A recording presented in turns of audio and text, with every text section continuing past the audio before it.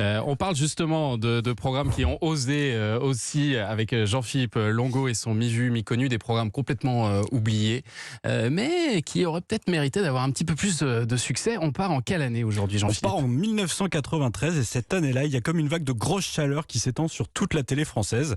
M6 a son Sexy Zap avec Marlène. Vous vous souvenez, ça, du Sexy Zap Bien sûr.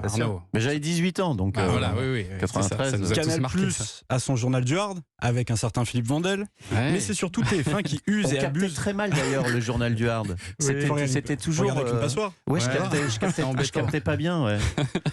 Mais cette époque-là, c'est surtout TF1 qui use et abuse de ce genre d'émission érotico-coquine. Une ligne éditoriale qui, à l'époque, n'avait pas échappé aux guignols de l'info.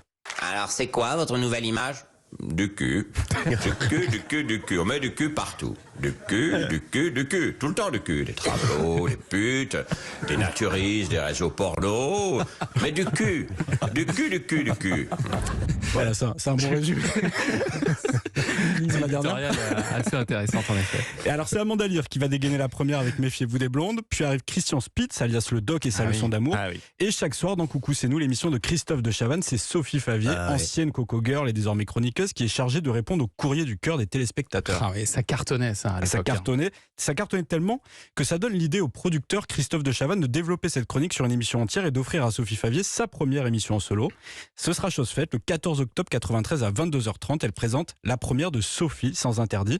Et je suis allé demander à Sophie Favier quel souvenir elle en gardait. J'avais un peu peur, honnêtement, parce que je n'avais jamais présenté un programme toute seule. Et j'avais aussi le sentiment qu'on se servait de moi pour ma gentillesse, ma beauté, parce que, il y avait une réalité, j'étais une très jolie jeune femme. Je me suis créé un personnage, en réalité. C'était pas quelque chose, un rôle dans lequel j'étais quand même très à l'aise. Le sujet m'intéressait absolument pas. Donc ça commence assez mal. C'est bon ça.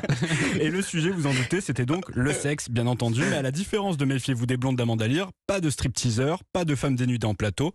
Le but de l'émission est en quelque sorte de décomplexer le sexe avec Sophie dans le rôle de l'élève candide, entourée de journalistes comme ici avec Muriel Cousin. Moi je suis la petite fille, je suis très curieuse, mais je n'ose absolument pas faire ce que vous faites. Alors, vous allez le faire pour moi en fait, c'est ça votre travail. Voilà, moi j'aime bien découvrir toutes les expériences nouvelles en matière de sexualité, découvrir des champs inconnus de l'orgasme, du plaisir.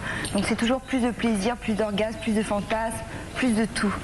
Ah ouais. Plus de tout, quoi. Il est quelle heure là ? C'est le 22h30. 22h30, ça. Ouais. Donc le ton est donné, l'animatrice promet d'évoquer tous les thèmes sans aucun tabou. Elle nous fait partager les soirées les plus folles de Paris et nous offre un zapping de programmes érotiques étrangers également. Et cerise sur le gâteau, une sexologue répond aux questions des téléspectateurs et même pour inciter le public à appeler, Sophie se fond dans l'ambiance coquine du show.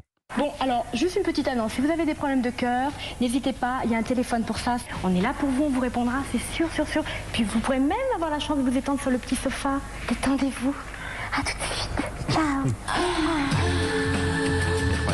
Sympa cette petite ambiance. C'est très chaud. Hein. C'est très chaud et évidemment le public va répondre présent puisque l'émission surpasse ses concurrentes en réunissant 4 600 000 téléspectateurs. Wow. C'est un score énorme pour une deuxième partie de soirée.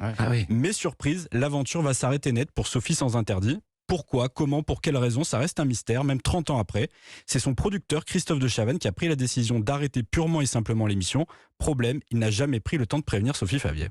Lui, personnellement, ne m'a jamais appelé, non.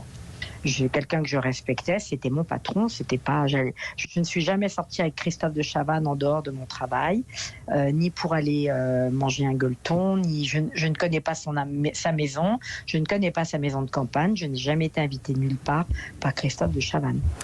Donc belle ambiance. Et dans une interview datée de 93, Christophe de Chavannes explique que l'émission telle qu'elle était ne lui plaisait pas et qu'elle ne correspondait pas à ce qu'il attendait. Et pourtant, en tant que producteur, il a bien validé l'émission diffusée. Alors pourquoi ne l'a-t-il pas fait évoluer lors d'un deuxième numéro ? Des questions, mais aucune réponse. Surprise par ce choix et ce manque d'explication, Sophie Favier décide alors d'abandonner sur le champ Coucou c'est nous, l'émission de Christophe de Chavannes à laquelle elle participe quotidiennement. N'ayant pas eu d'explication, eh bien, je me suis retrouvée à prendre la décision de quitter Coucou c'est nous parce que je ne souhaitais pas continuer avec des gens qui ne m'avaient pas épaulée.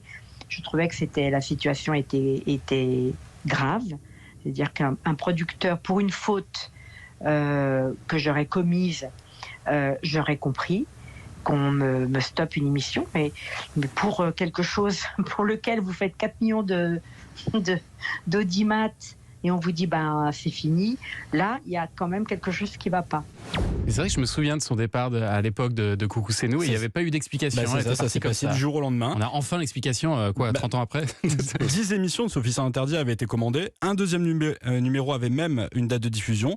Mais Sophie Favier se retrouve alors abandonnée de toutes parts, puisque même TF1 qui croyait en elle l'ignore et va même jusqu'à ne pas la payer pour cette émission tournée et diffusée. C'est la douche froide pour Sophie Favier. J'ai été estomaquée du comportement de ces gens de ce métier, quoi. J'ai dit, mais c'est quoi ? Je suis dans quel monde, moi ? J'ai essayé d'être honnête et gentille avec tout le monde, et croyez-moi que j'aurais pu vociférer. Je ne l'ai pas fait. J'ai même pas envoyé de lettre d'avocat. J'ai été remerciée d'un minable bouquet de fleurs de TF1. J'ai trouvé ça tellement minable. Je me dis, de toute façon, l'excuse, elle va être encore plus minable que la raison. Donc... Voilà, incroyable. Une histoire étonnante qui, 30 ans après, reste toujours inachevée. Les deux animateurs ont eu l'occasion de se recroiser lors de tournages à plusieurs reprises, mais n'ont plus jamais évoqué ce sujet. Aujourd'hui, Sophie Favier poursuit sa vie en dehors du milieu de la télé et ça lui convient parfaitement. Incroyable cette histoire. Après, c'est la version de Sophie Favier. Voilà. On aura peut-être un jour la version de Christophe de Chavannes. Exactement, ou de TF1. Merci beaucoup, Jean-Philippe, et à demain pour une nouvelle découverte.